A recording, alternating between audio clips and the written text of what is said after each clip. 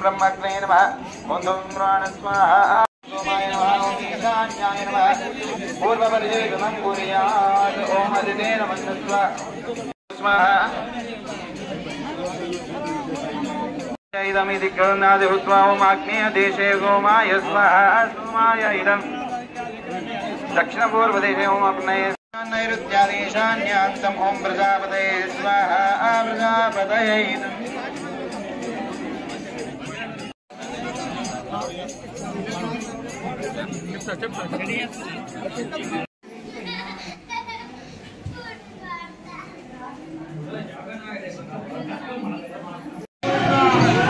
అఖిలాండ కోటి బ్రహ్మాండ నాయకుడైనటువంటి శ్రీ లక్ష్మీనారాయణ స్వామి దేవాలయంలో కార్తీక శుద్ధ ఏకాదశి మొదలుకొని బహుళ పంచమి వరకు శ్రీ స్వామివారి కళ్యాణోత్సవంతో కార్యక్రమాలు ప్రారంభమై ఈరోజు కార్తీక పంచమి రోజున పంచవాహన రూఢుడై రథం పైన ఊరేగింపు చేయడం జరిగింది.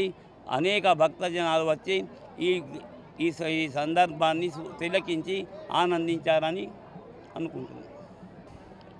శ్రీ లక్ష్మీనారాయణ స్వామి దేవాలయం ప్రత్యేకత ఏమిటంటే ప్రతి సంవత్సరంలో 2 మార్లు సూర్యకిరణాలు స్వామివారి పాదాల పైన పడడం జరుగుతుంది. అది అక్టోబర్ నెల లాస్ట్ నుండి నవంబర్ 10-11వ తేదీ వరకు రావడం జరుగుతుంది.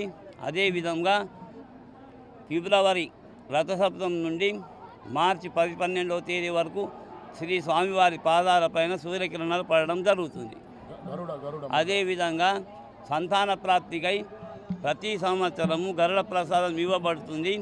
అనేక భక్తులకు కూడా శ్రీ స్వామివారి దయ వలన సంతానం కలిగిందని భక్తుల ప్రగాఢ నమ్మకం.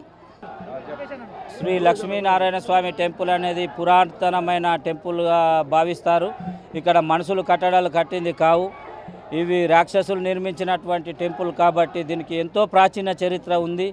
దాన్ని దృష్టిలో పెట్టుకొని ఎక్కడి నుంచో విదేశాల నుంచి కూడా భక్తులు కానీ దేశాల నుంచి జిల్లాల నుంచి అనేక రాష్ట్రాల నుంచి పల్లెటూరు నుంచి కూడా వచ్చే అవకాశాలు ఉన్నాయి.